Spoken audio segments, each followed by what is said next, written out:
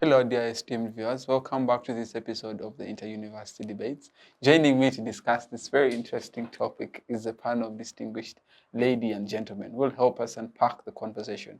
Tonight, we're discussing to what extent has Uganda attained access to quality education for all. The emphasis is on for all. So I'll just quickly let the panelists introduce themselves, and we shall get right up into the conversation. I'll begin from my extreme right at this time, and as I come closer to my right here. Thank you very much, Drake. My name is Edison Masereka. I am from Busitema University. I study a bachelor's in education, English language and literature in English, and I am the current guild speaker of Busitema University. Pleasure being back here. Most welcome, and we're very happy to have you, Right Honorable Speaker. Thank you. The lady who has been on this show a couple of times, a very familiar face, and yeah, you'll get to hear from her again. Most welcome. All right, my name is Denise Ayebare. I'm a children's and youth advocate as well as a law student at Masereka University. Thank you very much. Every time we come for the show, there's a different, but it's all right. Garreth, you're most welcome. Yes, my name is Garreth Twinamasiko. I'm a third-year BA law student at Rhodes University in South Africa. Definitely, right man for the job. You're pursuing education, yes. And this is a conversation that looks at particularly the education sector, but questions the quality and accessibility of education in our country. Yeah. So I'll just quickly start with you. When you got the chance to get this topic, what came into your mind, really? What came to my mind, basically discussing the quality of education and putting more emphasis on the quality of those who are getting out of the education system. Yeah. If we are having those getting out at primary level, completing P7 or senior 4 or A level or the university and other training institutions, what are they coming out with? What has been added to them? All right, thank you. We'll definitely look into that, what has been added to them. But I think when we're talking about access and quality education, we have to traverse way from what we start from. Some people say elementary, but I'll start from what most people go to. That's primary education, straight up to university, which is higher education. But Gary, let's get to you. When you got the conversation, what did you think of, really? Well, I thought mainly the key word in that topic was quality, and to just unpack what that means in a Ugandan context, we have to assess something constituting as quality education if it meets certain demands. And we also have to unpack where the demands come from and why certain demands are the way they are. So the biggest thing that I thought about with respect to this topic was how we are in a changing world, one that is moving really quickly with technology, with AI. AI has become a big thing.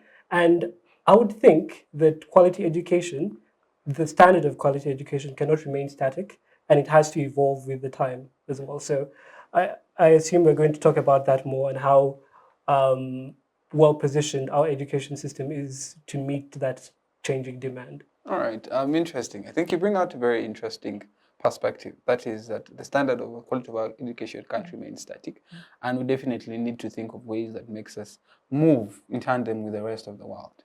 Interesting. So let us start the conversation. I'll begin with the teacher on the panel, and the conversation is still going to drive from the perspective of access to education before we even go to the quality of education. But we all well know that when this government, the NRM government, came into power in the late 90s, they came up with UPE and USC, that is education for all. Yeah, and with that, there's been questions as to regards to the quality. But let us speak about access to education. I'll forward that question to you, my brother, Edson. Thank you very much, Drake. The history of education in Uganda can be traced back to the times of the missionaries and then the colonial period, whereby the British, the colonialists set up an education system to train for them a workforce to run different sectors of administration as they deemed fit for that time. And over time, there have been quite a number of changes and interventions by different governments to better the quality of education in this country. One of those key interventions was in 1987, when the NRM government set up the Education Review Commission, which was headed by the late Professor Senteza Kajubi. And that commission compiled a report that was released in 1989. And that report forms education, the basis and the foundation of most of the education policies and what has taken place in the last 30 years or so. So if you look at one of the other interventions that have taken place was the introduction to the universal primary education. That was in 97, because the review commission realized that really education was not free even at primary level. The government didn't have as much hand. The parents were putting in quite a lot, and because of that, not so many of the children were having access to education. And because of the recommendations of the commission, the government has set up a number of interventions to make sure that the numbers increase and also access to education takes place. So we have seen a rise in a number of primary schools being established all across the country from around 1993, and a rise in the number of secondary schools also being established. One of the government initiatives have been setting up a government primary school in at least every parish in this country. We may not have achieved that 100%, but at least a good number of our parishes have at least a government primary school there. The other government intervention has been having at least one secondary school in every sub-county in this country. We may not have achieved that 100%, but at least there are a good percentage of our sub-counties that are having secondary schools there. And then the other intervention was the government was looking at setting up a technical training institution in at least every constituency, every county in this country.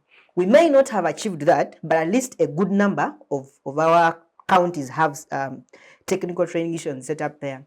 And then finally, the government was looking at access to higher education, because now they have completed primary education, even secondary education. What happens next?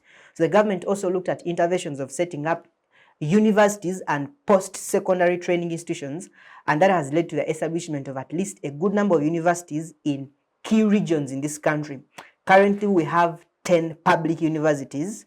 So that forms a base of the issue of accessibility. At least the government has, to a good extent, done something good in regards to establishing training institutions and schools in most parts of this country. I couldn't help but think and just pose to you a question as regards to, he submits on very, very powerful and fundamental points. From right way back into history, he tells us how education began from the onset with the works of the missionaries, right until where we had the universal primary education, UPE and USE.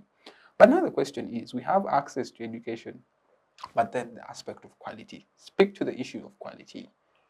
Well, that is something that, let's say, is a big issue with most developing countries in Africa, where the education that they offer at their illustrious institutions and all that is not really seen to be on par with the European education and all that stuff. And I think there was a show, this very show, where it was discussed why most of the CEOs in Uganda are foreigners and all that stuff. So that speaks to the gap with quality of the education that is being provided. Now, the government did a good job, a relatively good job, with making sure that there's a semblance of access to education on the whole. But like I said, I mentioned before that we're in a moving, changing economy, and our society has different demands, and the demands that were there for education, for what constituted quality education, are not the same in 2023 as they were in 2005 all the way to the 2010s. Artificial intelligence is a big thing these days, and there are lots of things that artificial intelligence stands to replace in the workforce and all that stuff. And even though we're not yet at that point, there will be a point where the workforce is made obsolete by technology and all that stuff. Yeah. So there are lots of things that we should be looking at as a country to enhance the quality of our education. And I'm going to move away from just speaking about quality of education in a broad sense and talk more about what people can actually do with the degrees that they get from university and all that stuff. And I think there is a bit of a narrow approach to what people can do in developing countries. The older generation, our parents and their grandparents, assume when you're an art student, the zenith of your education is to become a lawyer or something something of the sort. Yet there are lots of other things that are really important. Anthropology is a very important field, and the biggest employer of anthropologists in the world is actually Google, and not just some social working organization or something like that. So we don't have we don't have enough information about the things that we should be diverting our time to. We have localized, or we have concentrated our focus on a select few jobs that not everyone can get into. And even when they get into them, we're not trusted to do those jobs. And then we outsource the expertise, like engineers, like CEOs. We outsource that, and not our own population and all that stuff. So when we look at that, we have the problem that we're not actually looking at the right things. We have a narrow approach to what is actually viable with regard to careers and the information we're taking and all that stuff. We're also refusing implicitly to evolve with the time. And the threat of AI is not the only thing that is going to make jobs insecure. Other things will make that insecure. And then also, we just need to re-evaluate what constitutes quality education, because it cannot remain the same. All right. Yes. Denise, quality and access, they move in tandem. And what Edison submitted earlier on access is the government has done as much as they can to ensure access to education. And Garreth has just brought it to light that the quality is highly questionable. Recently, I think it was in the year 2021, the government went ahead and reviewed the curriculum. And the current cohort in Form 3, in Senior 3 now, are going through a very different and robust curriculum, which, in my opinion, I think is still questionable. Doesn't maybe relate with what the world is moving into that. But at least there's some efforts being made. Speak to the issue still of access to education and quality for all. Okay, so a country is as developed as its education system. Well, talking about the question of access, well, kudos to the government for the UPE, USE programs. But whereas that is also a question of quality, we need to understand that you cannot set up a school. It doesn't have a computer lab. It doesn't have a biology or a chemistry lab. And you expect those students to sort of have the kind of education that they would compete with in on certain levels. Let's talk about the question of teacher enrollment in rural and urban setup. When you look at the teachers who are enrolled, maybe probably in government schools, and the kind of structures that are lacking, you find that the private sector is sort of taking on in issues of quality of education. What then that does, it means that the people who have the means are going to access the private sector education. You're going to find private schools are offering the better education than government is doing so. And yet education is one of the fundamental or even of the rights of the government it's supposed to provide. So you find that the government is sort of running away from what it is supposed to do, because initially it's supposed to be the government providing the quality education. So where then does this leave students in rural setups? Because when you look at the rural-urban disparities, most of the private schools are actually in urban setups. So most of the teachers are going to look for what is in the urban setup because of better pay, better structures, better students, or anything. And what you're going to live in the rural areas is the government schools, UPE schools, USE schools, where these students do not have even seats to actually be in class. So the kind of that quality of education that then lacks because of those disparities, but then due to teacher enrollment, is one of the things that we need to discuss as compared to what you talk about, access. But you're accessing education. What kind of education? Where is it going to put you? At what level are you going to compete at? You find you're not able to compete because of the level of education that then you've attained. You find that you do not even know what your biology practicals look like. You only see the apparatus when you're going to do your NAEP, probably borrowed from another school. So you find that it's very difficult for you to get individuals coming from rural setups to compete for jobs, but to compete for things like for entrance at university. Because if they talk about that we need 18 points to access government scholarships, how many people are going to drop out after senior 6 who have accessed USE? So you find that the question of quality is really lacking in terms of teachers, infrastructure, but even what methods of teaching that then these individuals require to get. Perfect. Edison, in your earlier submission, you talked about access to education. You highlighted the fact that the government has done at least a good job in ensuring that there's access for all. But what Denise brings to the conversation at this point in time is what kind of access are we looking at? Because the fact is, in Uganda, we have both private and public institutions. And the private institutions are only for those who can afford. And the public institutions are for all. But even the private institutions that are for those who can afford, there are levels to the private institutions. Even public institutions at this point in time, some of them you have to pay. And the population is majorly rural. Ugandan population is majorly rural. It's not like people stay in urban centers and all. So qualify the statement in regards now. We are still trying to demystify the issue of access, because in my opinion, I think access for quality education for all in Uganda is somewhat lacking. So what is your opinion on the same? Would you still then opine with the decision that you earlier on made? Thank you, Drake. The government has done quite a lot in promoting access to education. But when it comes to access to quality education, the story is different. Yeah. So for us to get quality education, we need schools and institutions and learning centers. Yes, those have been put in place.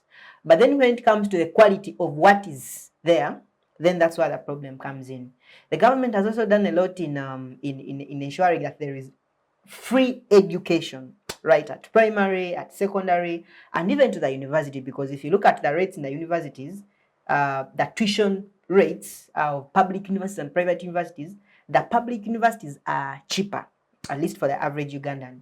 So even at the university level, the government has tried to make it free. But well, somebody said that free education is free indeed, free of knowledge and skills. So when it comes to the people who are getting out of this system, that's where the problem comes in. Currently, about 40% of those who leave, only about 40% of those who leave primary school are literate.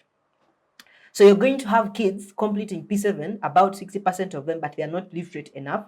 They don't have basic numeracy skills. They don't have basic science skills, even when they have been studying those things. And like I told you earlier, when the colonialists introduced to us formal education, their major aim was to train for themselves a workforce, to train people whom they are going to employ to help them run institutions, maybe clerks, maybe teachers. The missionaries wanted people who would only learn to read and write and maybe go ahead and learn to read the Bible and teach it to others. It was that. Now, unfortunately, when we got the independence, our governments continued offering the same system which was designed to keep us in a certain position by the colonialists. And somehow that is what the government has been trying to improve by bringing up these different interventions. But our education has been training more of those who are going to be looking for jobs as if it's in the colonial era, because jobs were there at that time, but the trajectory has changed. Right now, we're having a very high percentage of those who are leaving university not able to find jobs. Some are even leaving the university with not as much employable skills. Yeah. So it's quite a challenge. When it comes to access to quality education, there are still gaps when it comes to teacher staffing, issues to do with infrastructure. You go to our public universities, most of them are overcrowded, and maybe I may not mention so much about those because some of them are trying to introduce online learning. But go to primary schools in the village, kids are studying under trees, classrooms are overcrowded.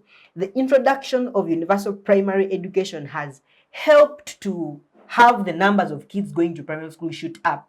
There are millions and millions. Just this year again, this year alone, about 800,000 plus were sitting for primary education.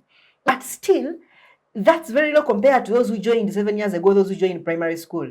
So you had about 1.3 million plus who enrolled 7 years ago for primary, and then you're having only about 800,000 sitting for PLOA at after 7 years. So where are the rest going? Issues of school dropout, issues of teenage pregnancy, issues of scholastic materials, because in as much as the education is free, the parent still has to provide the lunch, has to provide the pads for the girls, has to provide the scholastic materials, the books, the bags, the uniform, money for examinations. For most of the poor families in the communities, in the villages, they can't afford that.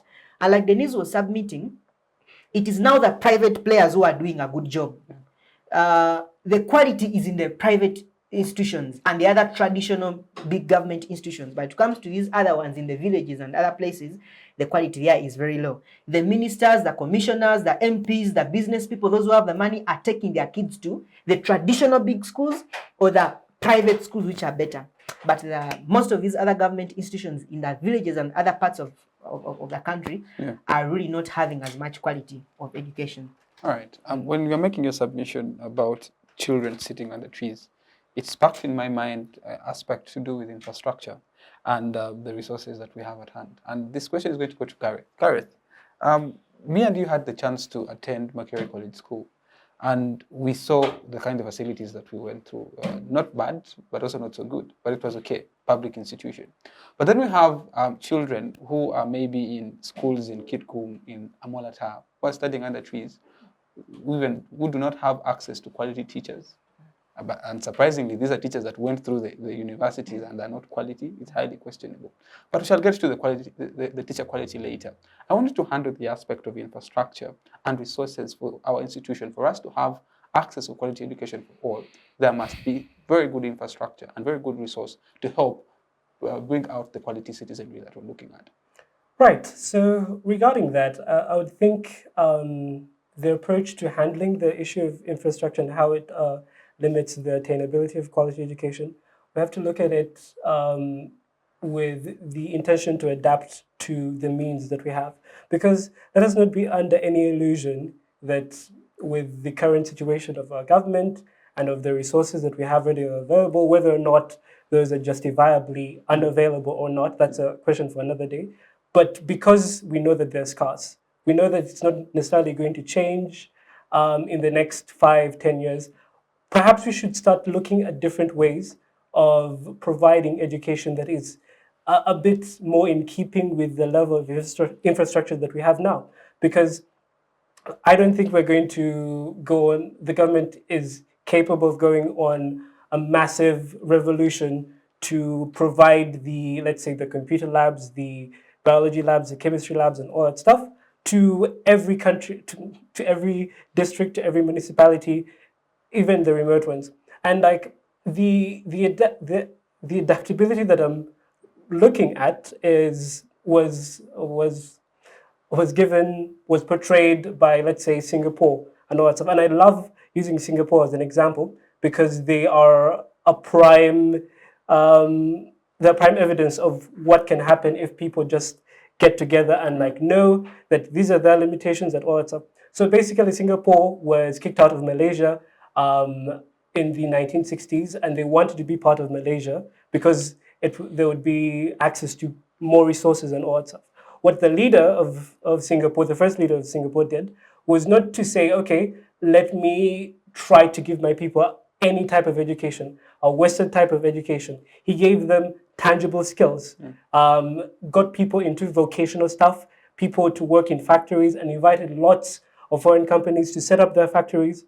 And he was basically feeding them a workforce. 30, 40 years later, look at where Singapore is right now. So basically, yes, we have a problem of infrastructure, but that's not necessarily the only thing we can solve at the time. Infrastructure is not going to be solved in the next 5 years unless something amazing happens. And we're not selling dreams to people. We have to tell them what is actually the case.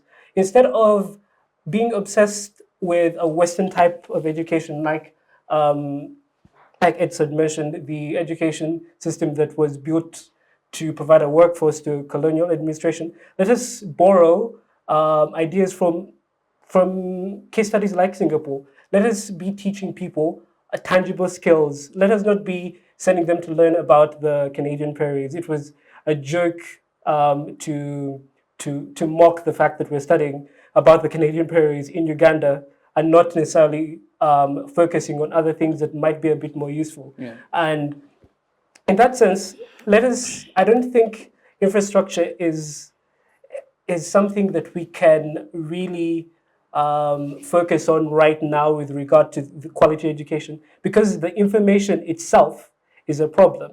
So before we address the medium of conveying the information and conveying the education and all that stuff, we also have to address the type of education. We need to adapt to our challenges. Let us not just say, okay, people are learning under trees and all that, and this is unfortunate and whatnot. Yes, it is unfortunate, but we need to have a short-term solution, a medium-term solution, and a long-term solution. The long-term solution is obviously, let us have a quality school with all the facilities in each district, close to all the municipalities in Uganda and all that stuff, right? But let us also adapt to our challenges at the moment. Let's not be saying, okay, we're going to teach them biology under a tree. Let us teach them stuff.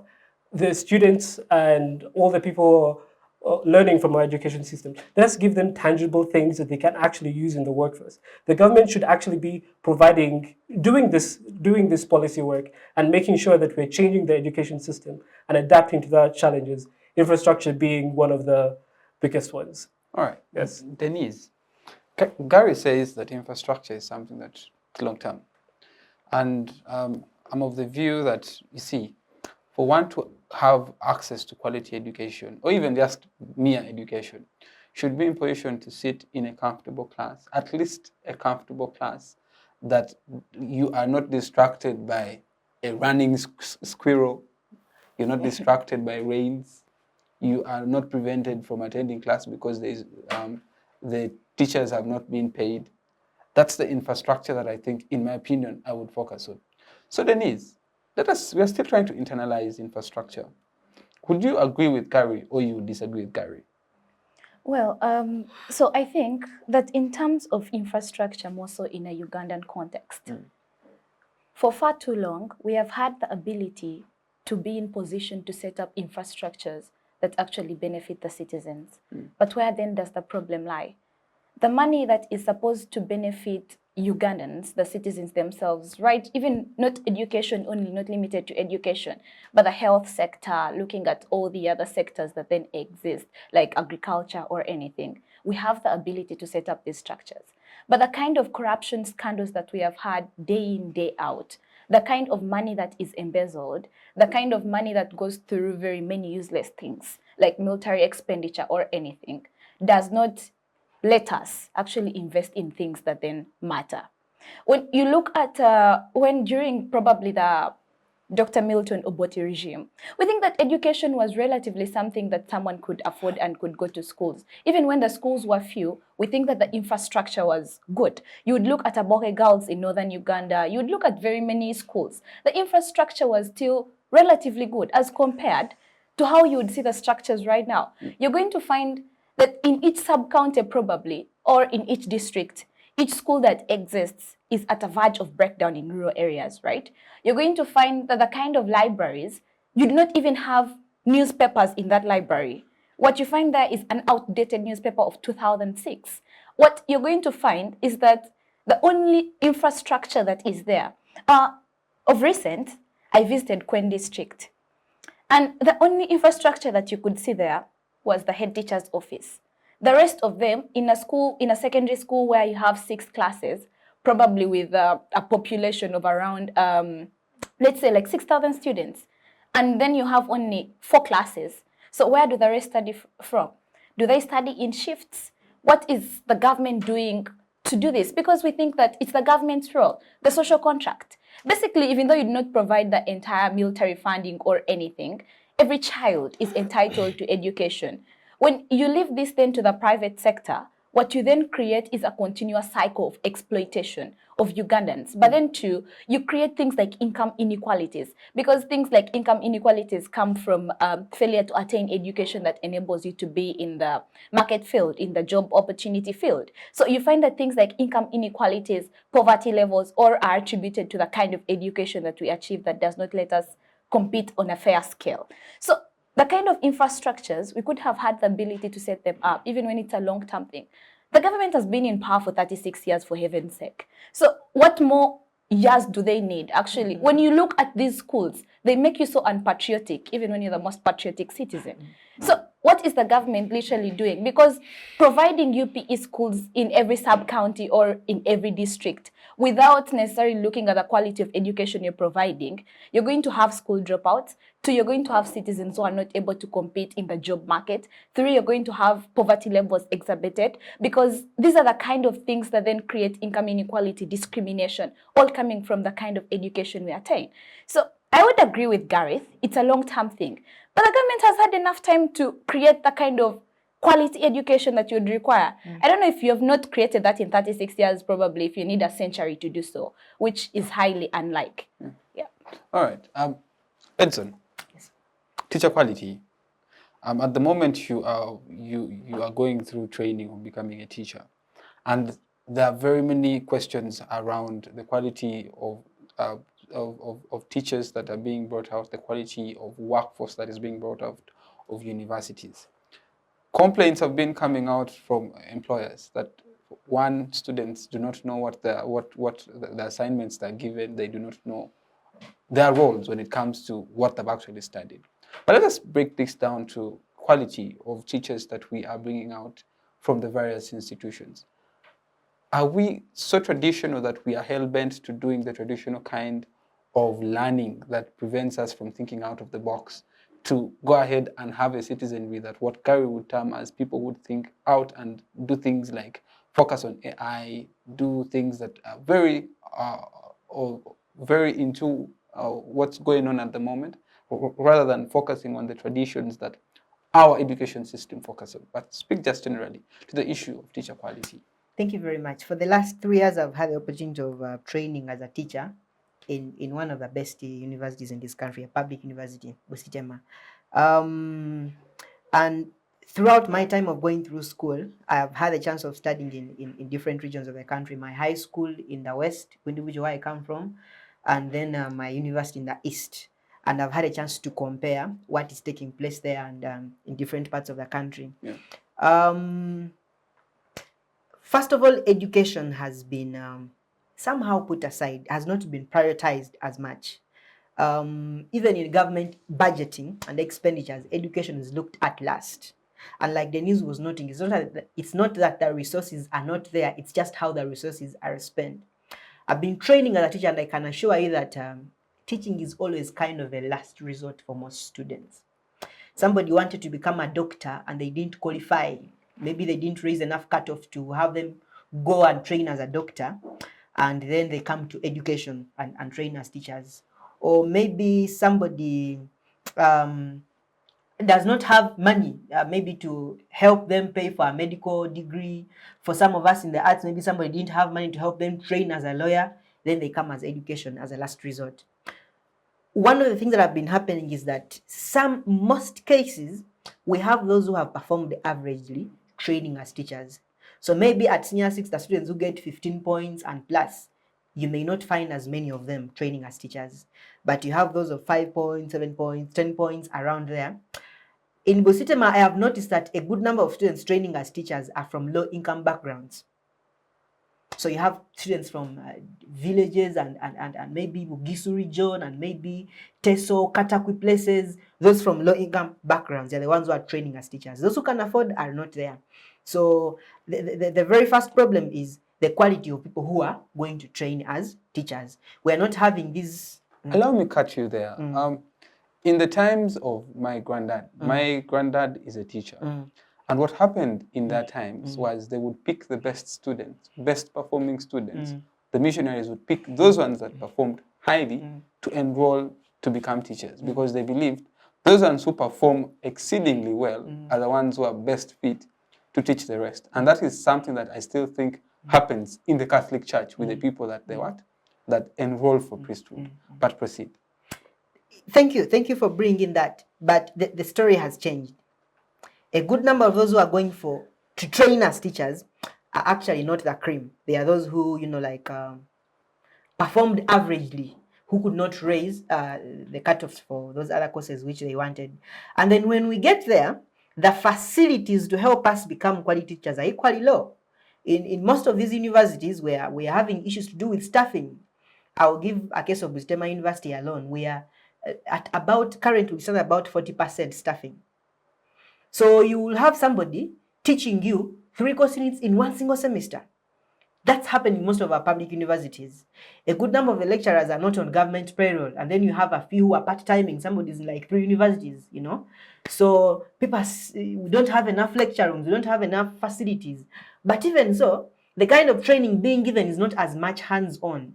Times have changed, priorities have changed. We are now in the ICT of things and skills and practicals, but not so much of that is in place, even in teacher training institutions. I think that explains the reason to why we are having not so many of good quality teachers coming out. But even when they get out, the government is not recruiting all of them. We have gaps even in our secondary schools, and we don't have enough teachers in most of these schools, especially when you go to up countries, schools which are established. You go to these community schools, you find one teacher teaching biology senior 1 to senior 4, all classes, just one single teacher like this. The government is not doing enough to recruit. Not that they are not there. We have very many young people graduating every year. We've been having national teachers colleges, we've been having universities. Right now, at least every university, whether private or government, trains teachers. But most of these are getting out. They can't be able to do as much for themselves. The problem with the quality of teacher training that we have is that it, in most cases, confines all of us to the classroom. So all of us will think of leaving the university to go to the classroom. But there may not be as many schools. Talk about even the remuneration and the pay. One of these days, what is disorganizing so much is the salary discrepancies. You're having the science teachers earning the so-called 4 million, and then the arts teachers are staggering below 1 million. That alone is, I've been doing my school practice in one of the government schools in Jinja City, Jinja SS. In the staff room alone, you can see some people are not happy. People are not giving their best because, by the end of the day, I'm not getting as much as my colleague is teaching science. These days we are, and somehow that has led to an increase in the number of people who are coming to train as teachers in the sciences, and a drop in those who are coming to train as teachers in the arts. My class alone, we are going to graduate, we are just 29. My class alone, but other subject sciences, you find they are about 100 or something like that. So it's a serious problem. When you graduate, if you're not absorbed by government, go to villages. Most of us would want to go and work, like personally, I would love to go and work where I come from in Ulubujo and maybe contribute to something there. But how much is the pay? If you're not on government payroll, you're going to be given 150K or 200K a month after studying in the university for 3 years. So it has been quite discouraging. Teaching has not been made a priority. Teaching has not been made an attraction.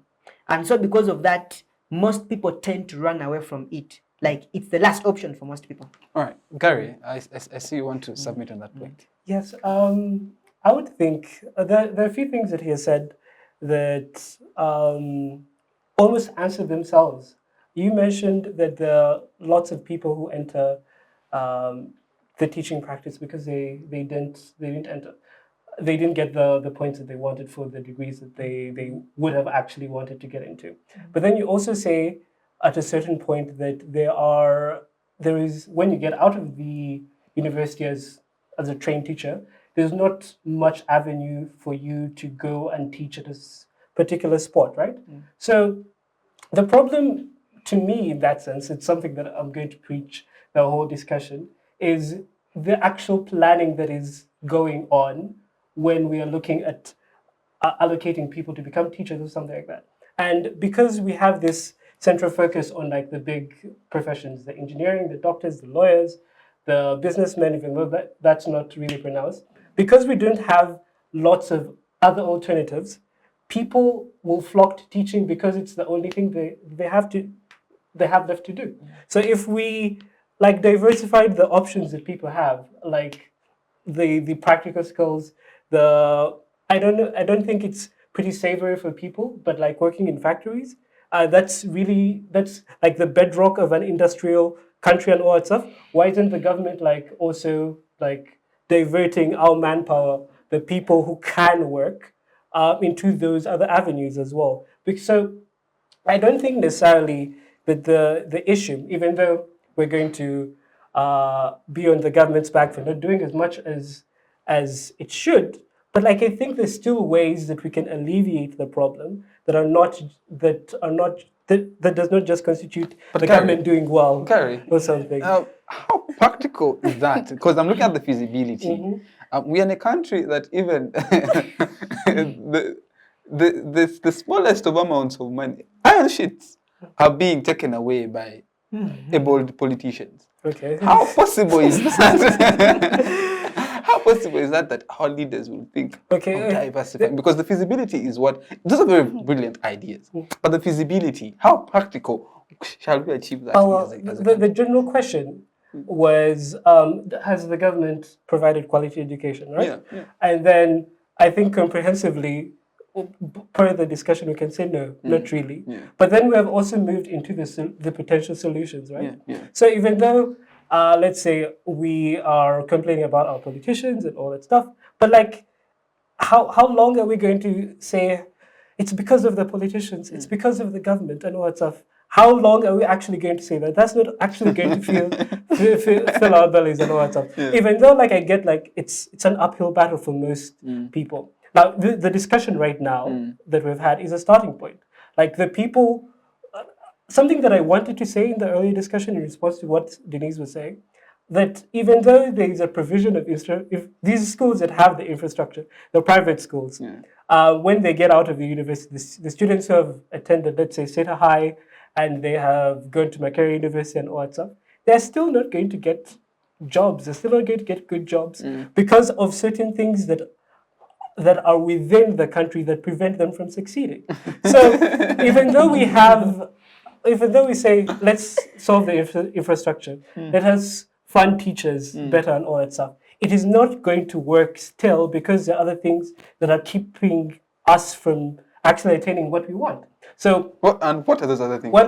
An example, when we scoff at, let's say, working in a factory or something like that, and the response that you gave to that was that, politicians are stealing stuff.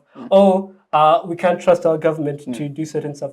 Us here, as, like, let's say, part of the learned population, we should perhaps, though it's probably going to be as glamorous as you'd expect, we should be starting these discussions because we're going to be the leaders, right? Yeah. Like, there is no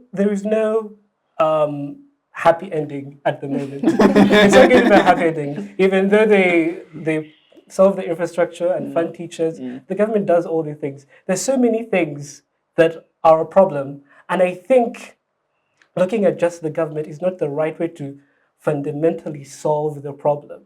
I don't know if... I get your point. But before Denise, you come in, Garreth's argument is saying the problem is not fundamentally the problem of the government, but also... that is the argument, that it's entirely not on the government. It's not entirely on the government. Even if the government were to go ahead and solve these problems, we'd still have them. Yes. So then your argument would then be that we need to make personal initiatives, first of all, to brainwash ourselves from thinking that working in a factory could possibly be, someone would look at it as something low, right? Yes. Now, that is your argument, that as individuals we need to... the surface level. Yes, we need to put ourselves in positions that are strategic enough, like work in factories, learn skills, among others. But Gary, a question that I'll ask what Denise will answer. Is in the aspect of, first and foremost, we have a country that our internet penetration is very low. Now, having a very low internet penetration means that very few people have, first of all, access to internet, but also, two, few people have access to smartphones. Now, where does that leave people? Because learning skills, you require these facilities to help you learn on YouTube or any other. Not necessarily. Now, but remember, earlier on in our discussion, we said that we have people, majority of Ugandans who live in rural areas. But also, let's just look into the penetration of electricity in Uganda. Low. Denise, come and respond to that. Okay, so a couple of things that I have to say, right? And I'll just begin from where Garreth says that, you know what, it's not the problem of the government. It's not necessarily the government that is supposed to be blamed. We need to stop the entire Okay, I think there's a misrepresentation of what I've actually said there. We need to stop the... For how long are we going to continuously say it's the failure of the government, right? To put it right. One is that the government makes the policies that actually shape how the economy runs, how the other sectors are going to run, right from social, economic, and political spheres of an entire country. Now, when Garreth says that, you see, the problem is individual initiative is needed. That's not the problem. Okay, what is the problem? Well, the entire, to summarize what I'm saying, because it might have gotten lost, I'm not saying the government is without blame. I'm saying that continuing to blame them does not necessarily solve the problem. And then also, it's not necessarily a thing of personal initiative. We're asking the government to provide infrastructure and all that stuff. We should be first asking them to provide better avenues of where like people are employable and all that stuff. Obviously, to even combat the issue of like lack of penetration of internet, people not having like cell phones and all that stuff. There are two things. Okay. Two things. Okay, so on that point, I think that even the policies that the government makes necessarily affect how the social or political spheres are going to function. But like if we talked about diversification of how the economy functions or even of how the education system should be, things like neocolonialism, neoliberalization have been so prevalent within African countries. When you look at Uganda, we produce the very best, actually almost the very best coffee around the world minus Ethiopia.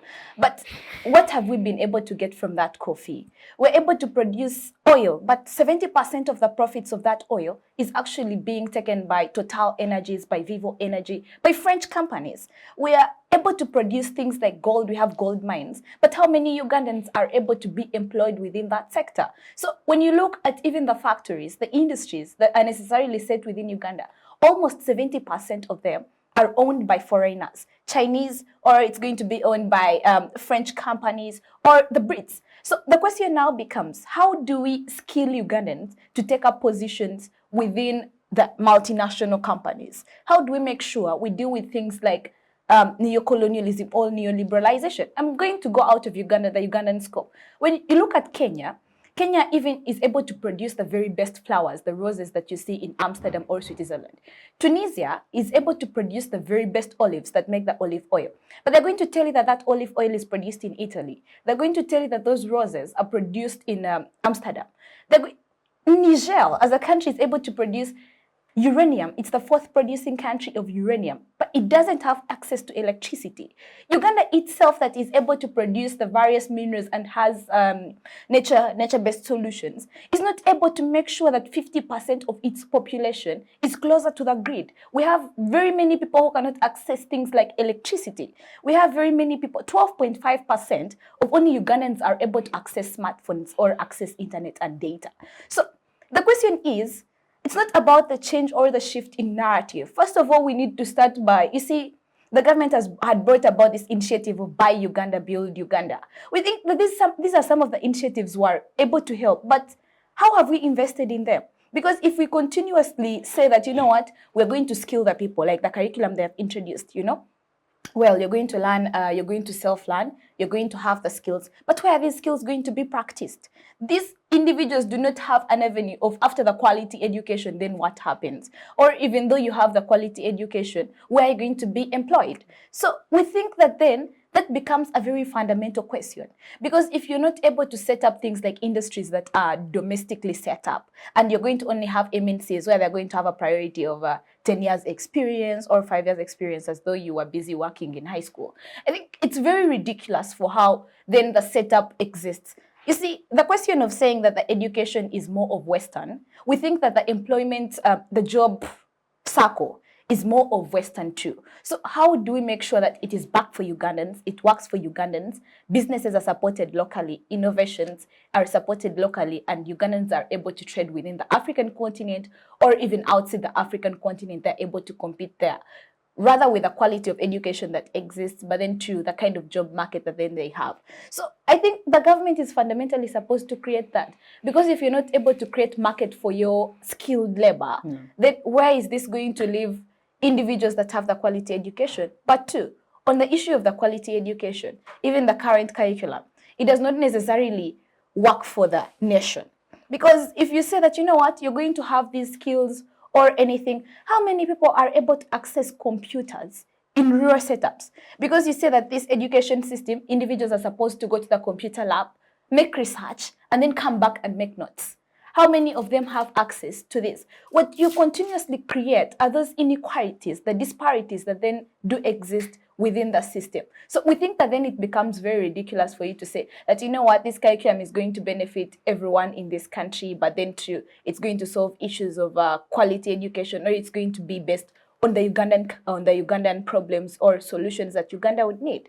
But you do not consider the kind of infrastructures that they still need, but then two, the people who are able to access this, and then three, what is going to happen after that? You're going to continuously create disparities within the population, whether it's in education, income or even in the standards of living. All right. Carrie, Yes. you want to respond? Well, I would say mostly that Denise has ended up agreeing with me in the process, which I thought there was a general disagreement with me and all that stuff, but I'm happy to see that. It's all right. Let me get to you, Edson. We have spoken about teacher quality, and we have elaborately discussed that. I just really want to say before we sum up on this, gone are the days whereby the teaching profession was the today's being a lawyer, being a medical doctor, being an engineer. My grandfather used to tell us that they used to pride in riding their bicycles in the village, and they'd be like, that is a teacher. But now today, the profession, as you said, has people who possibly, unfortunately, couldn't be in position to enroll for the courses they wanted, or got lower grades, among others, which in one or the other, I think, is also a very big detriment to us as a country in terms of access to quality education that we're discussing today, which I think, in my opinion, is a very big loss. But as you sum up on that point, I know the government, teachers keep on complaining about their salaries, the issues to do with the disparities that have been created between science teachers and arts teachers. But what do you think can be done differently to motivate the teachers, even those who are going for those for education, to be motivated to love what they're doing? And that's what cuts across for any other, I think, any other program or any other module that people sign up for. Thank you, Drake. Bring back the glory of the teaching profession. Make it good looking again, and people will go for it. In countries like Germany, teachers are paid the highest. The German chancellor once remarked that you can't be paid more than the person who taught you to do what you do. So we are not saying as teachers we should be the highest paid people in this country, but we are saying at least what is given to us should be modest and quite good. So the government should look into these salary differences and maybe bring all teachers to the same level. Then maybe there can be, maybe is it small allowances for some particular individuals, maybe the same way we have, for example, hard to reach. If a teacher is teaching in Vundubujo, where I come from, and somebody else is in Kampala, the Vundubujo teacher has what they call hard to reach. Some of those motivations are good because, they will motivate some of these people to work. We have had instances where a teacher was transferred somewhere up country from some urban place and they didn't report to station. So the government should look into having the same level. The government should also look into issues of teacher accommodation. If staff quotas can be set up, it could be a very good thing, especially in primary and secondary schools. In rural settings, you have most of the teachers residing, for example, in the urban areas of the district, and then they have to go several miles to report to station. So if we can have maybe accommodation facilities set up for teachers, it can also be a score. All right. Great. Let's just quickly go for a break. And when we come back from the break, I want us to talk about the issues relating to gender equality. When we talk about access to education, definitely we bring in aspects to do with gender. And I think it's something we need to talk about. And maybe we need to assess things to do with our policies that see that maybe girls getting more education than boys, because statistics have it that more girls are graduating and boys are not graduating. Maybe we shall come back and also assess that. But for now, let's just go for a quick break. We'll be right back. Thank you. Digital rights are those human rights and legal rights that allow individuals to access, use, create and publish digital media or to access and use computers, other electronic devices and telecommunication networks. Digital rights include a right to freedom of expression, information and communication through technology, a right to privacy and data protection, a right to credit for personal works, a right to universal and equal digital access, a right to identity, a right to anonymity, a right to be forgotten, and a right for protection of minors, among others. The state's digital rights are frequently violated through various unfair actions, for example, blockage of websites and social networks, theft of credentials, unauthorized use of people's data for personal gain, privacy intrusion, online censorship, arrests and intimidation of online users, internet blockages, and the proliferation of laws and regulations that undermine the potential of technology to drive social, economic, and political development worldwide. It is hence every citizen's responsibility to respect rights of other digital users and to speak out or report to the responsible parties when one's rights are violated. All right, welcome back from that brief break. Right before we went to do the break, we were having a very thrilling discussion here. And my brother Edson wants to say something. And just, I want to quickly bring you in to discuss. When we talk about quality education, when we talk about access to quality education, there are things like the loan scheme that we have that has been suspended, that we also need to interrogate. People are leaving senior six, but the enrollment in universities has been somewhat low. It's true that we have both private and public institutions, but fewer people enroll in private entities in Uganda because of its expensive nature. But even public institutions are being expensive. That's why the essence of having the loan scheme, which unfortunately this year was suspended. So I wanted to assess that and maybe briefly talk about the curriculum and assessment that we have in this country. Thank you, Drake. When I completed Senior 4 in 2016, we were a class of 77. Out of only about 4 of that class were able to join the university. For that period, only about 4 of us have been able to go to the university for degree programs. When I completed Senior 6 in 2018, we were a class of 20 students, and only 3 of us have been able to complete degrees by this time. So it shows you that, especially from the low-income backgrounds, people are not able to complete the university. And that's why the government has put up interventions to help out these. For example, by setting up public universities, which are cheaper compared to the private universities. But even with that, the government has put in place other interventions. For example, loan scheme, national merit, quota, district quota, and other interventions like to favor the females, to, for example, giving the females 1.5 extra points to increase their cutoff, and then others to help out those who are talented in sports and those who are disabled. The government has put up a number of those interventions, but look at national merit, for example. Whom does it benefit? Those who go to the top schools in the country, because national merit is given to those who perform so well, 15 points and above. Who are those kids? Those are kids in the big schools of this country, the traditional government schools and the good private schools. And who are these children? These are children of ministers, business people, LC5s, and people who have money. So by the end of the day, who is benefiting most from an intervention that has been put in place to help those who don't have? It is those who actually have who are benefiting. You have children of commissioners in universities studying freely on government. And then us from the villages, we are not benefiting as much. Look at district quota. My district, for example, has 7 slots, whereby the best 7 in the district will be sponsored freely by the government. But still, that's a very small number. If a district has over 1,000 who have started for Senior 6 and only 7 will be helped by the government, it's quite not good. Loan scheme was brought in recently, and loan scheme was somehow relieving the situation. But even the numbers were very small. They would take up to about 4,000. This year alone, they didn't recruit any because there were no funds. And the money is not as much even that they would need to sponsor some of these students. So it's been quite a challenge. In as much as some of these interventions have been put in place, they have not achieved as much, especially to whom they are benefiting. Let me go to the aspect of their assessment and their curriculum. For a long time, we have been using the knowledge-based curriculum. From the colonial days up to about 3 years ago, I've been using the knowledge-based curriculum. The government said this is a problem. Our children are leaving school and they can't do anything for themselves. Let's introduce what we call a competency-based curriculum, so whereby emphasis is going to be put on skills, and that has been rolled out in all secondary schools in the country. It began about 2020. Right now, the pioneers of that curriculum are in Senior 3. They are going to be sitting for their Senior 4 next year. I have been teaching those students, but this is what some of the challenges are. You are teaching a class of 100 students, and by the end of the day, you have to develop a bond and a relationship with each of these students, and every student has to learn something practical.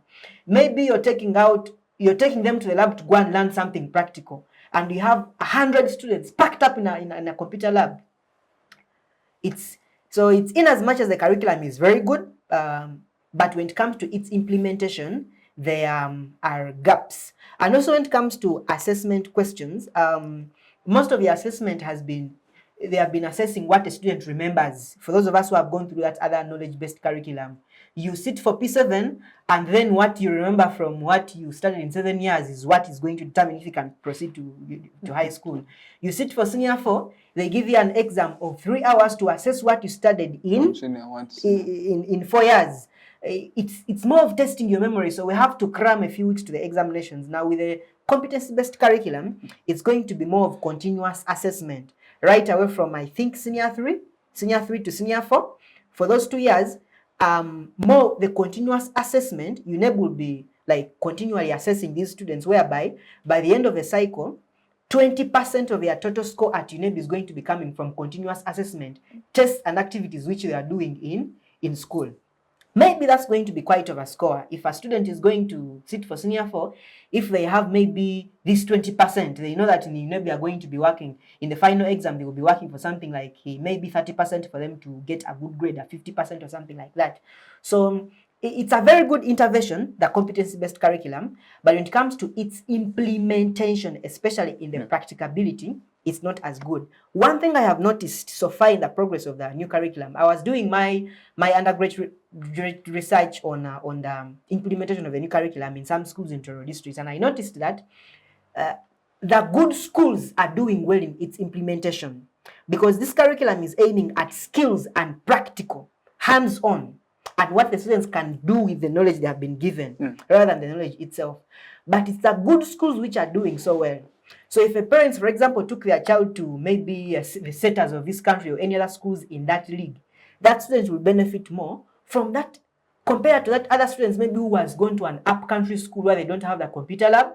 In my high school, we had about 7 computers and didn't have the internet. It was close to not having them at all. This curriculum is aimed at teaching something practical to students. If it's a chemistry class, you teach them maybe something to do with liquid soap making. That is going to be more practical. But some of the schools in the villages may not afford that, may not be able to buy the agents and the equipment for them to make some of these things. Maybe teach them craft making, maybe teach them how to do something with their hands at every stage that they are learning. For me, in literature and English, teach them something, maybe let them learn how to write a poem, or maybe how to write a song, or maybe how to write a speech practically.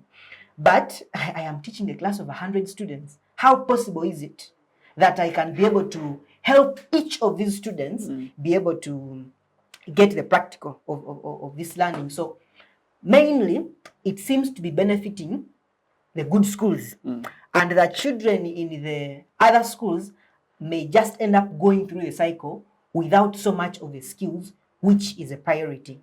And if the government has to look into improving the competency-based curriculum, it should be in equipping schools. Earlier we discussed infrastructure. Infrastructure is not just the classrooms. It goes to so many things. The desks, the lab equipment, the chemicals, so many things. All those are infrastructure. Even if you have the best classrooms, but when you don't have a desk to sit on, we have seen pictures of students sitting on bricks. They are studying in classrooms where they don't have a floor, it's dust, they are getting jiggers and all those things.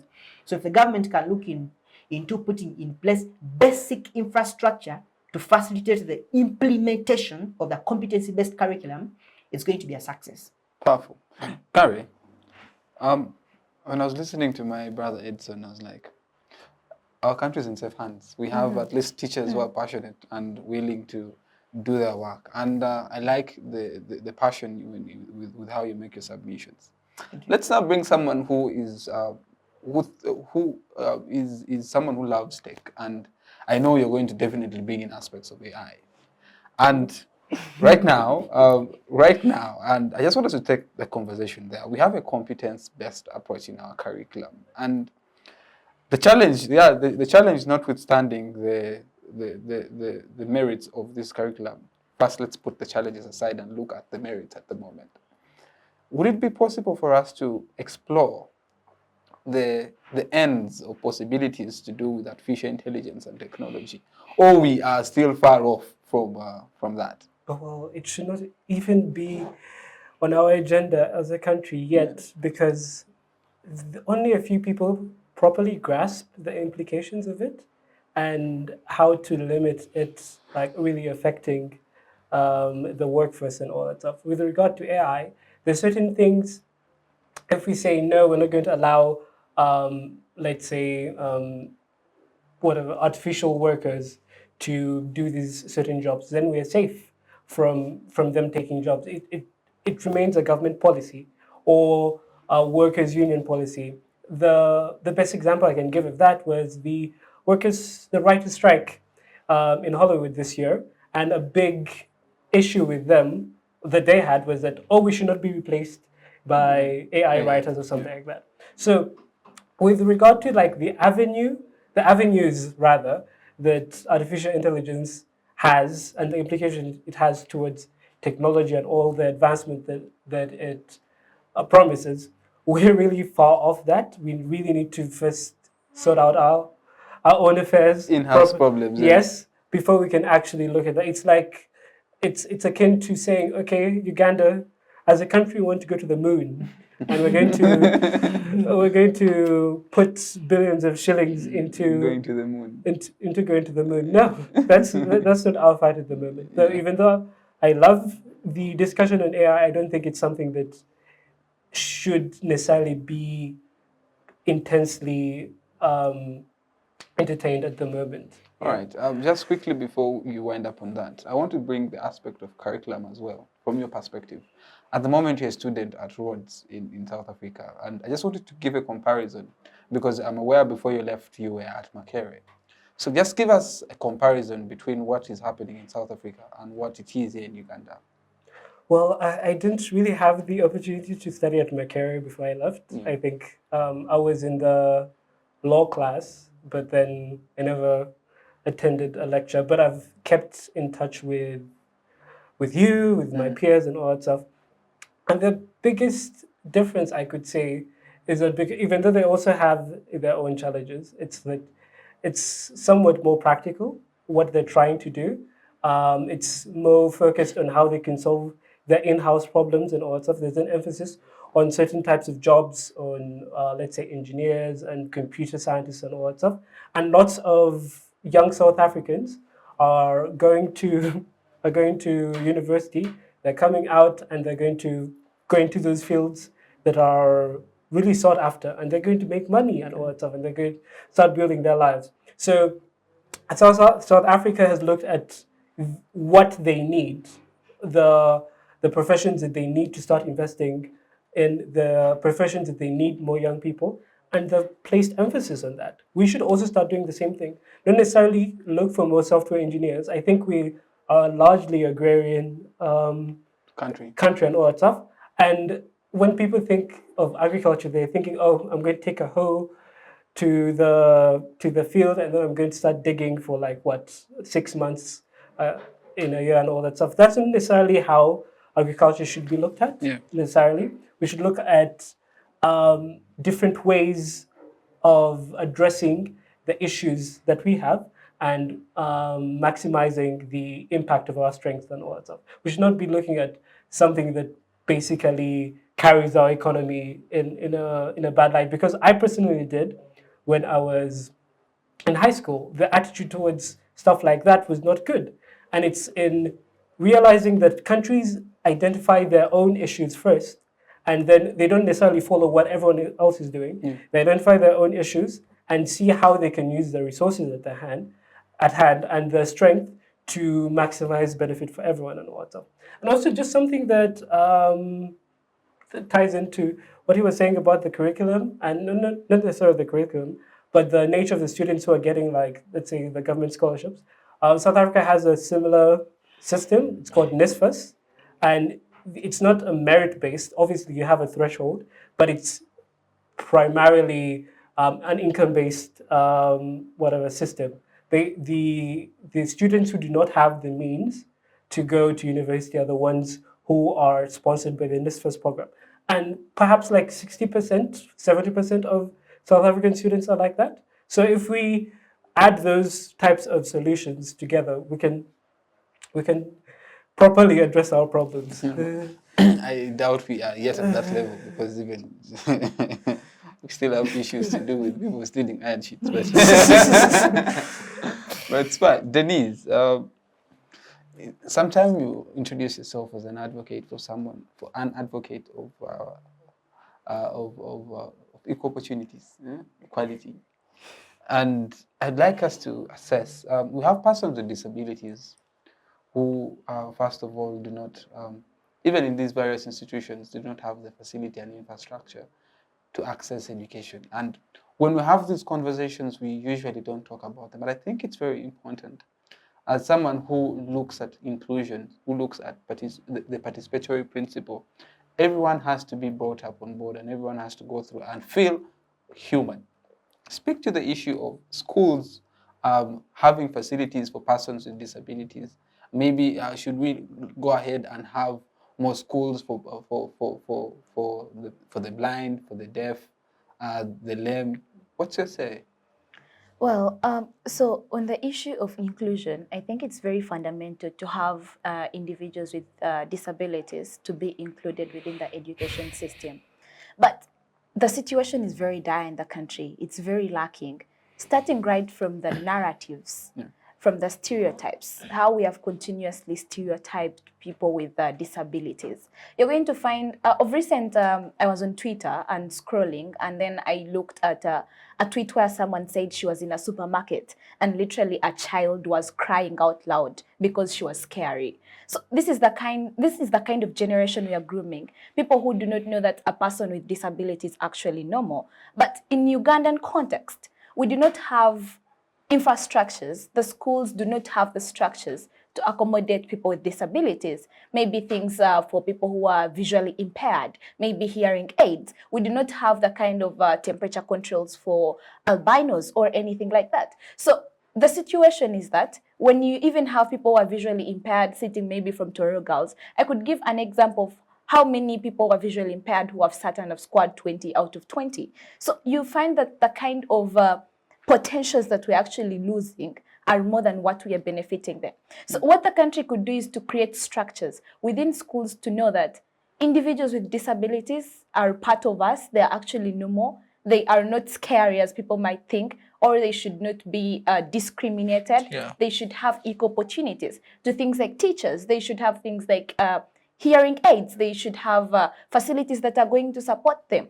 And this is what is lacking. It's not necessary that we should create a school for them, but if we are able to sort of accommodate them within the existing structures, that would be better. Because if you're going to create something else, yet you could have hearing aids, you're going to continuously preach a narrative that these individuals are not normal. They're not supposed to be part of a larger society. Yet, even when they get out of school, they're still going to interact with the same people they could have interacted with in school. So you find it's very detrimental to them to continuously create like a private institution for them, because they are not necessarily going to be only visually impaired people in a workplace or in the job market. So they need that interaction right from the schools. They need to be accommodated within these existing structures. Create facilities, create hearing aids, create whatever opportunity you can have to accommodate most of them. But most schools feel it's a burden to actually have people with disabilities. You're going to find that these individuals do not actually access education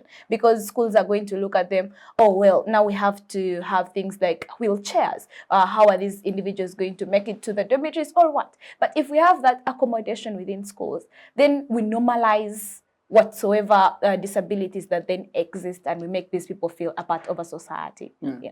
Perfect. Powerful.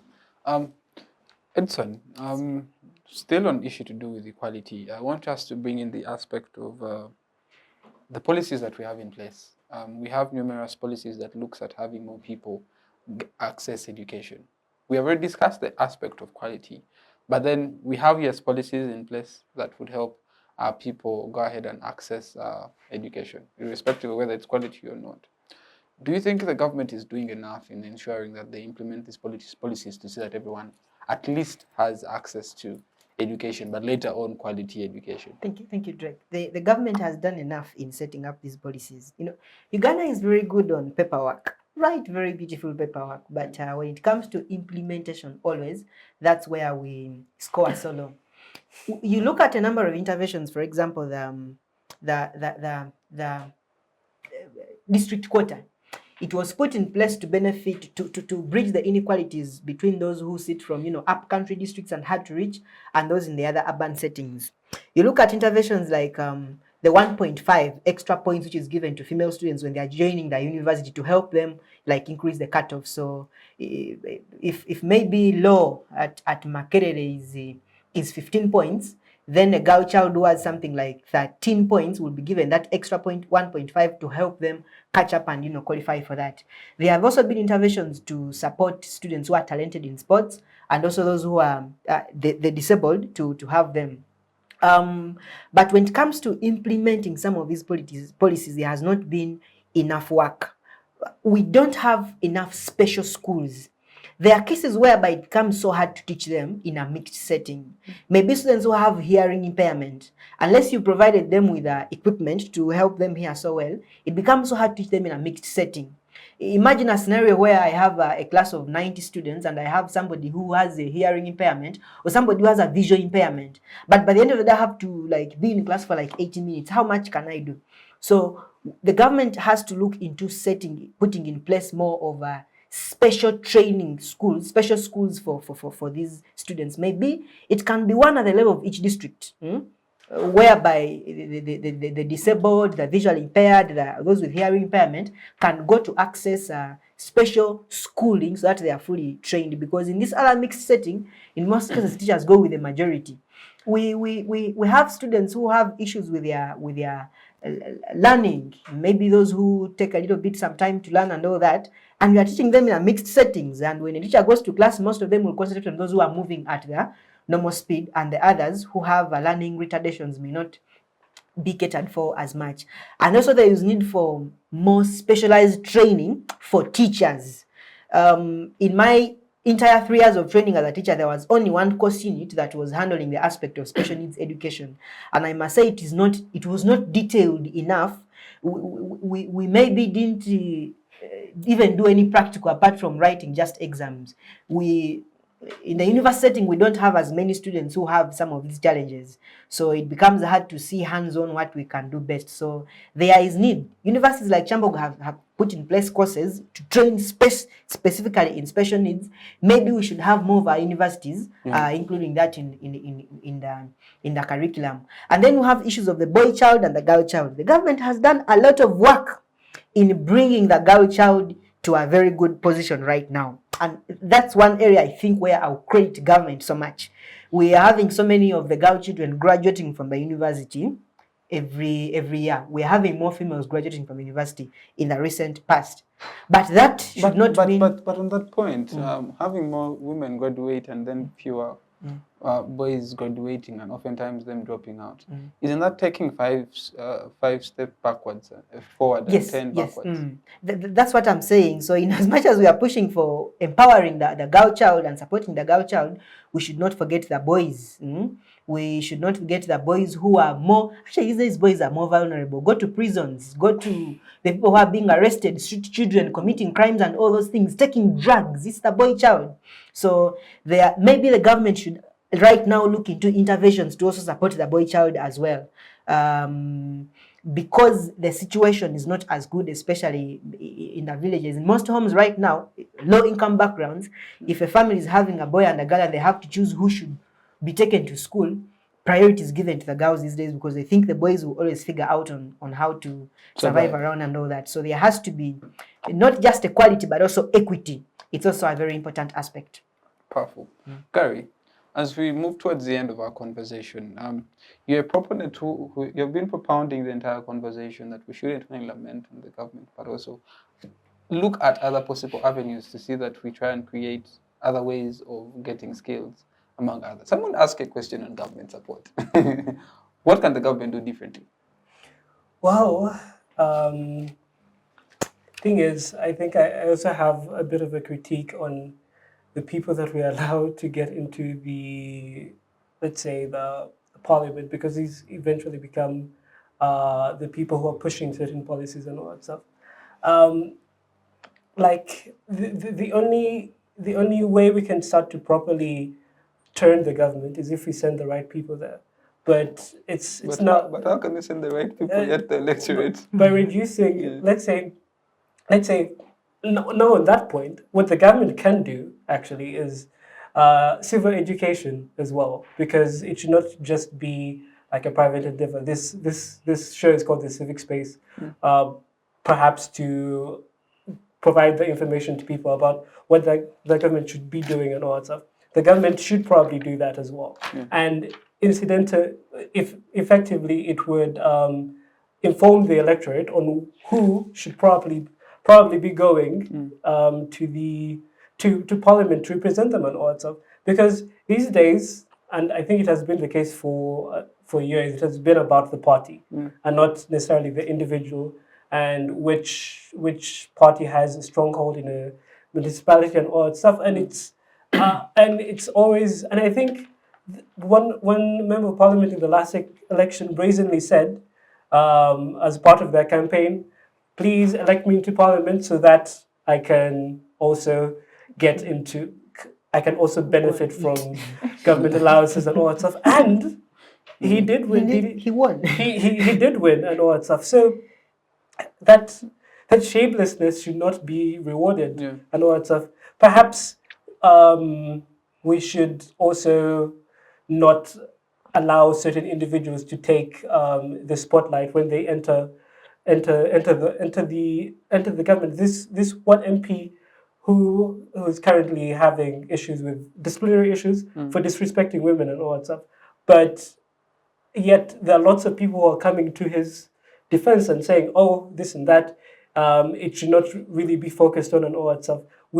If we are also enabling these people to stay in government, and even though they are the opposition party or the ruling party, they're not actually going to do anything for us if we do not have the means, or we do not exercise the means to send the right people there. But I think that it is something that I can fault the government for. There's not enough civic education. The removal of political sciences as something that is taught in Ugandan universities, that is something that should not have happened, because I studied political studies in my first year at Rhodes. We have the option to do that, and it was really enlightening, the information that I was receiving with respect to how certain countries and states run themselves, the theory that analyzed government policies and all that stuff. That was all very important, and it was taken away from the curriculum, and that's something that is in the long run going to really affect the electorate and all that stuff. So at that point, the government should be doing more to enable the electorate to actually use the one tool that they can to change the government, to change the policies and all that stuff, and that is their vote as well. Powerful. Denise, community involvement. You are an advocate of people's human rights, and you love bringing out principles of participation, people being included. How can we have the community engaged in advocating for people, sending their children to school, but also holding the government accountable in seeing that they provide quality and accessible education? Well, I think the issue of having the community parents, wherever they are best to send their children to school, is more of a social behavioral change. We rarely use things like churches, we rarely use things like prayer centers or even markets to advocate for such things. You see, even when majority of the population or does not subscribe to religion, but for a certain reason, they do go to the places of worship, whether on Fridays or Sundays.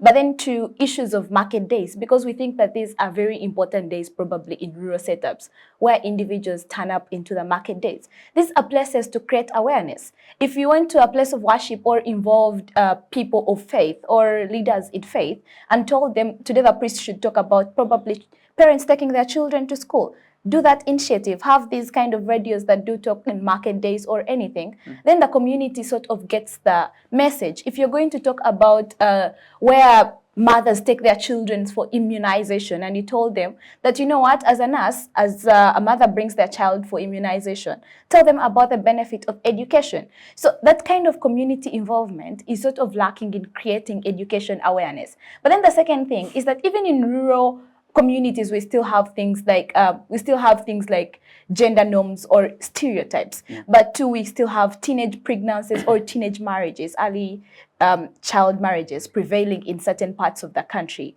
So how do we sort of get these individuals to change their mindsets? How do we make sure that the kind of social behavior change that we need is to make sure that they take their children to school? So this kind of awareness has not been created. If you looked at how they create awareness in immunization and probably COVID-19, if the same was done for education, if the same posters were put up, if that same message was put up in places of worship, market day, or even on radios, showing that taking your child to school, because majority of the people in rural areas still listen to radios. If you put such adverts on radios and you encourage people to take their children to school, it sort of creates a mindset change. But just like we have all agreed, education has sort of been put aside. In creation of awareness, resources, facilities, infrastructure, it is one of the sectors that is largely ignored in this country. So if we were to make it a priority and know that a system or a country is as good as its education system, I know if we prioritize that, we are probably going to have economic and social development plus political development. Then I think the Ugandan government, Uganda should actually be run by a CEO probably, because we don't know how to implement our policies or anything. Should just be run like a company. Just get a CEO, run the company. After 5 years, It might be better. Yeah, it might be better. All right. Let's just quickly, I'll just get to listen into your recommendations. I'll begin with you, Edson. What are your recommendations and concluding remarks? Thank you. Most important, it's beyond knowledge. The essence of any education system should be to contribute to the social, political, and economic transformation of the country, looking at all those aspects. And for us to achieve that, it will be beyond just the knowledge, but skilling, and what those who graduate through this education system are able to live with. If a kid is leaving primary 7, what are they going with to high school? What can they do with themselves? It should be just beyond knowledge, beyond information, but we should go to also skills and also aspects of morality, building the whole man. One of these days we're having things like homosexuality coming up and all those other things, drug abuse among the children, teenage pregnancy. So you are able to educate a girl up to senior 4, but then she gets pregnant and then drops out of school. Or you're able to educate a young man after university, but because he's broke, he goes into homosexuality as a way of surviving and all that. So it should be just beyond knowledge. We should skill these people. And then also the government should prioritize expenditures in education. Some of these extravagance in other sectors should be reduced so that we can have more being put in education.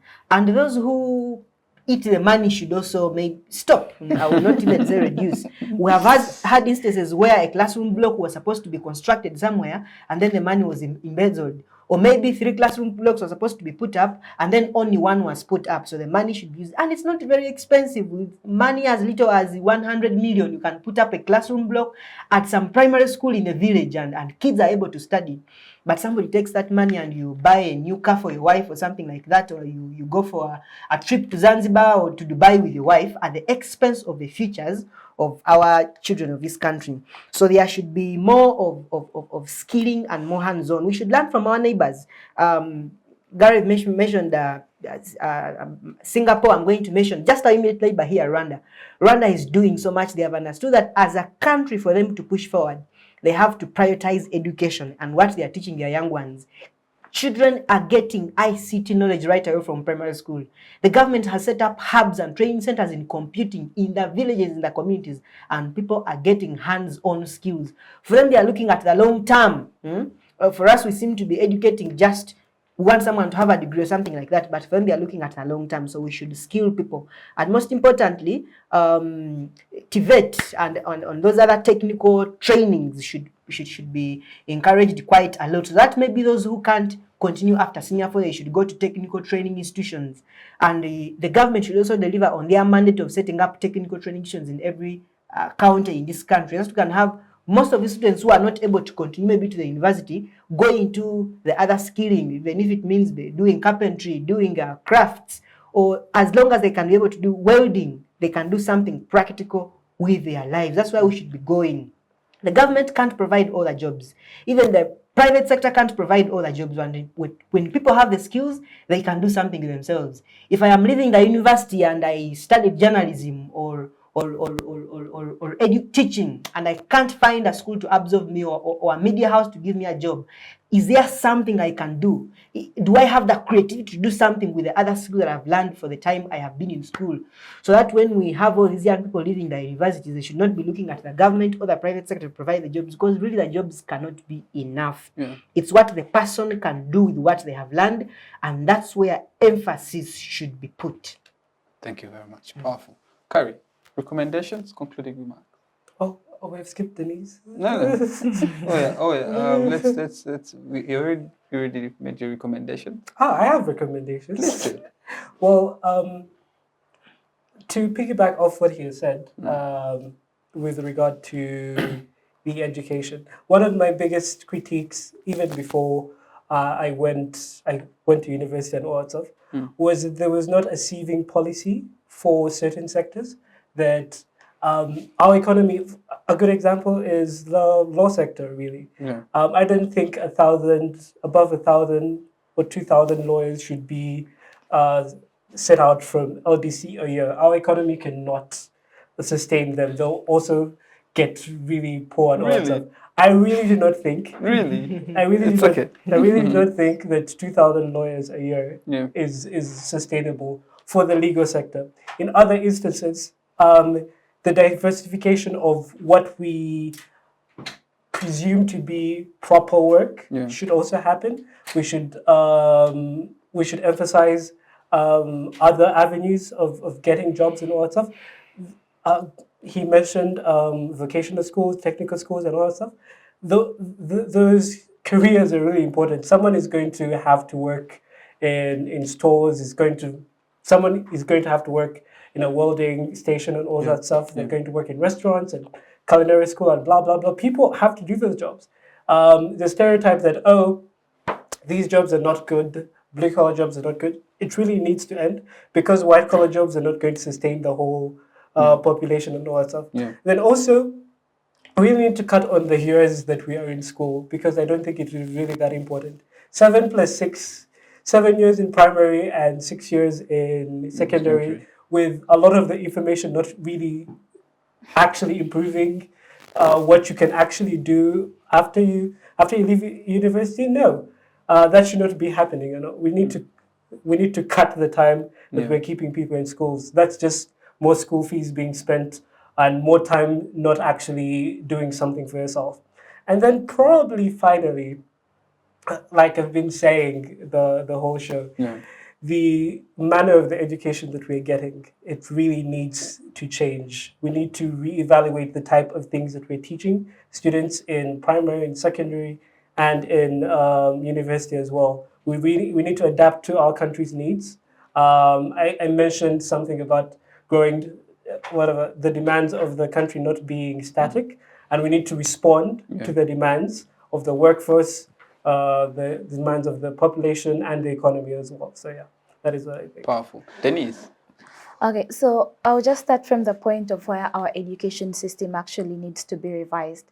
You see, even right from the curriculum that has been introduced, what individuals actually require is to know how to write a CV, how to write a cover letter, self-awareness, personal development. How many individuals graduate know how to even write a business proposal, or even know how to come up with probably a proposal for a grant. So you find that the things we are lacking is what other countries are training their students in, or the kind of education they're achieving. So if we had more mentoring, more skilling, and more training hubs, that would really be a plus for the country. But then two, most importantly, in innovations, many young Ugandans are really creative, but they do not have things like innovation hubs or acceleration programs within schools to develop their skills. So if we had such acceleration programs, we had incubation programs where individuals are supported literally in tech or any other skill that they have, that would be very important.